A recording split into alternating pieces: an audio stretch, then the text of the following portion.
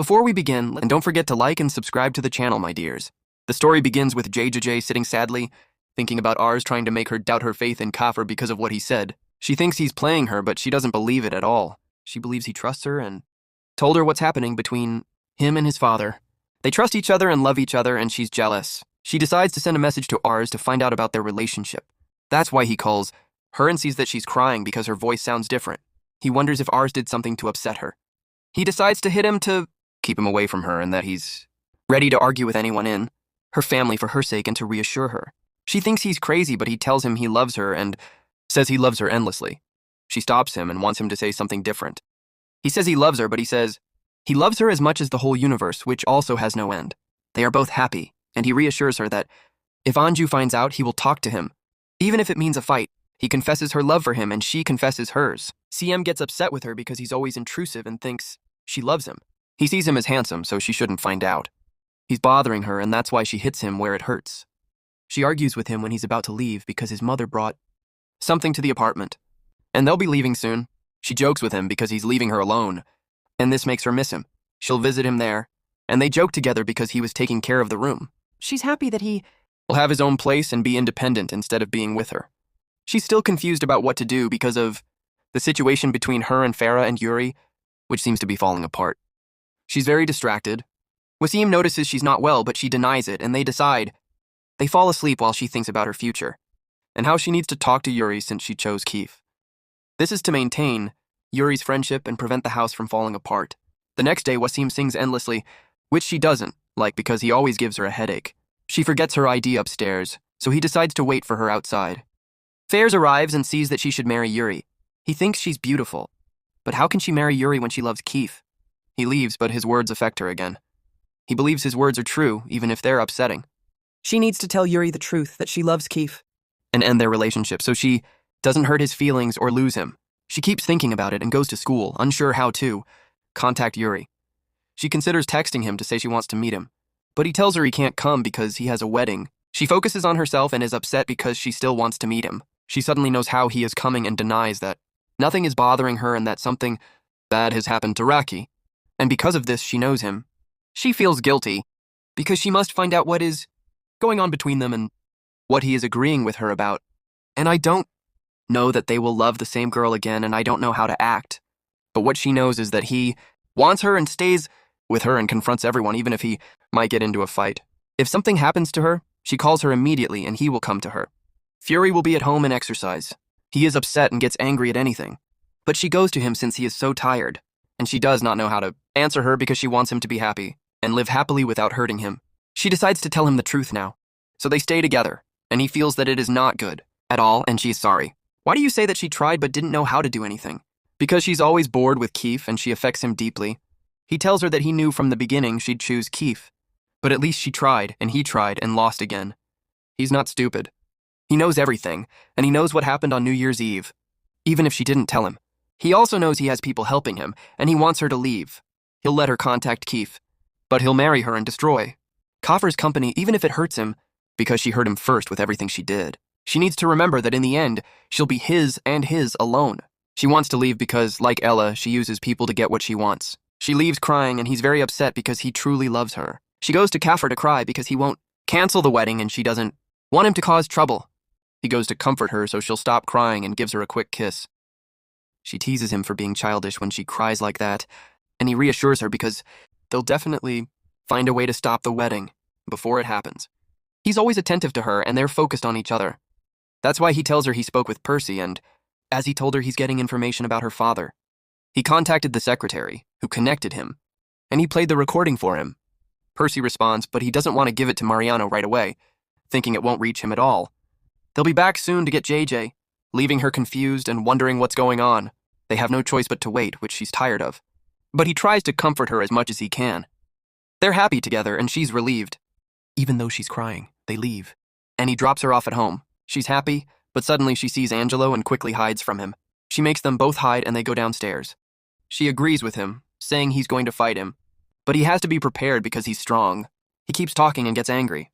He needs something, and he enters immediately and gets up without disappearing. And he goes to deliver it. Here, suddenly, Ares is very scared.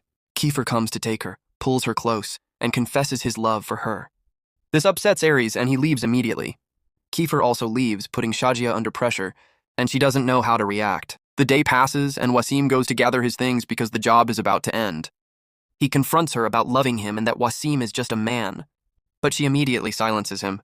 They both get into arguments and she helps him. Suddenly she falls and the bag hits Aries, injuring him. She immediately apologizes to him. He sees that even though he's leaving, he's still a source of annoyance, and they blame each other. Then Angelo arrives to take him to his father, the doctor, and they leave together.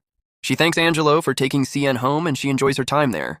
She thinks about how she wants to help him save the company and how there's no other way to save it. Suddenly the owner of the club, the Tiger, arrives. He recognizes her, and this is in front of Angelo, who also recognizes him and sees him everywhere. They greet each other.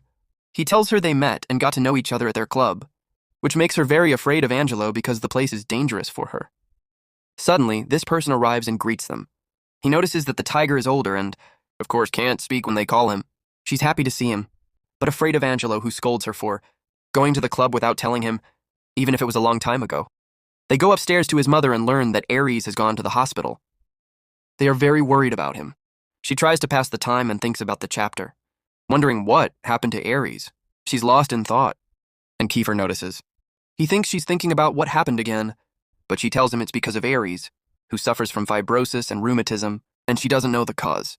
That's why he takes her hand. He reassures her that everything will be all right, but then suddenly, fed up with seeing them, he goes and exposes them in class, thinking they're a good couple. She keeps thinking about everything that happened, and the worries stay with her. Suddenly, the teacher comes to collect their books and starts explaining the lesson. While she's explaining, he bumps into her and jokes with her. She thinks about leaving the class but refuses. Then he grabs her and carries her on his lap in front of the whole class. She's shocked. When she calls them, he introduces her, saying she's now called his, and everyone is happy and makes fun of her. No one helps her, so the teacher lets her sit in her seat and asks him what she was explaining. He answers immediately, fully aware of what she's saying despite his jokes, shocking everyone, especially Giga Giga, who doesn't know how to answer him. That's why he says that. He loves her and they're happy together, but then they sit down again. And everyone is watching her, some happy and some upset. They pass the time during mealtime and she asks about Drew, Denzel, and Mayo, who aren't there. Then Kiefer comes and says her name and his, and that she's his wife now. He says she's his wife and his life, and he's happy because she means everything to him. They make fun of her and embarrass her, and then they make her leave immediately. They gather around the table for their meal, and she goes to Drew, Denzel, and Mayo, who are happy, but they confront her about her and Kiefer being together now. She denies it, and that's why they ask her about Yuri, whom she should have chosen because Kiefer will only hurt her and they don't want her to regret not choosing Yuri. They tell her the chapter will split again, so she shouldn't be the reason for that. They leave immediately, leaving her shocked to see that this happened to Ella before. She tells them that she'll be ruined, so she goes and keeps thinking, and doesn't she knows what to do because they're going to fight.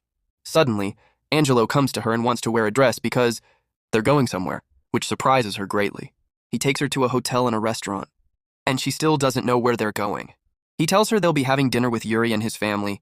I too are happy to see her and check on ours, who's been having trouble breathing for a while.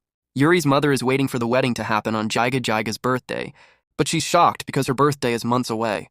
She's lost in thought, wondering when she'll choose her dress and whether she'll go with her. She sees that Yuri acts lovingly in front of them. Even if he's upset with her, and she sees that, she'll face difficulty going to Japan with them at all. She clashes because she doesn't want this to happen at all, so she lets Yuri take her. They walk alone for a while and then someone appears with them. She doesn't know what happened, but he wants her even if she pretends to agree to him, and that's his whole goal, to avoid losing to Keith, even if her heart is with him. He's the one she'll marry in the end. He leaves and she doesn't want to go near him again. Suddenly she sees this girl, who's Blaster's friend, and realizes she's Jay and wants to ask her for something.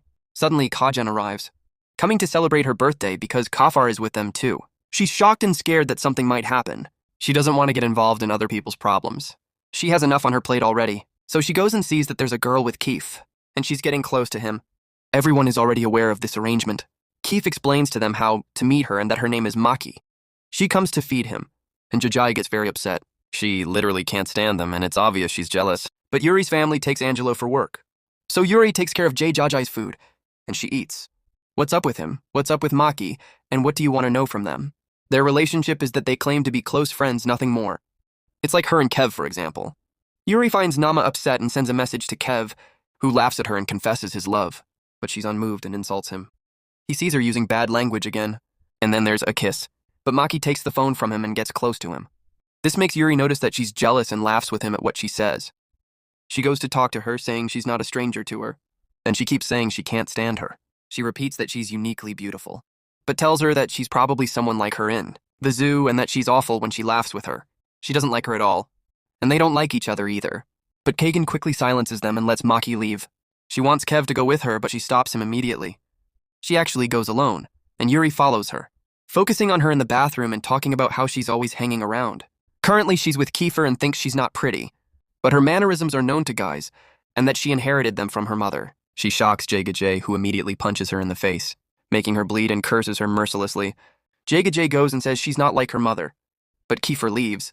She denies being jealous and curses him, saying she can't stand him. She walks away, then goes to school, sitting there completely fed up with Kiefer. They're collecting money, and Kiefer finds out that he defended her. She confronts him about it and challenges him because she can't stand him. He grabs her as she walks away because she's been heading towards him since yesterday. He gets close to her because she's jealous of what happened, and she confronts him about it. He gets close because there's no reason for her to be jealous, and she always thinks he's hers. They focus on each other, and he kisses her, and everyone is happy, but the other team doesn't like this at all. Then Yor comes along, but he's not in her way, and they tell her she's wanted in a... The summons office is open, and Yuri and Kiefer are sitting there, not speaking at all. So she goes to talk to her. She wants her previous teacher's autograph and says she won't graduate without it. She doesn't want to go there because she doesn't want to meet Cyrus. She'll give her leave so she can go, and she takes a pill she doesn't like at all. The class starts fighting to defend Jajai, and then she comes and stops them because Yuri is against Kiefer. You see that the division between them has begun, and they are very shocked. The part ends here. Will Jajai be the reason for the division that will happen between the whole class after they were one family? We'll find out in the next part. Follow us and don't forget to like and subscribe.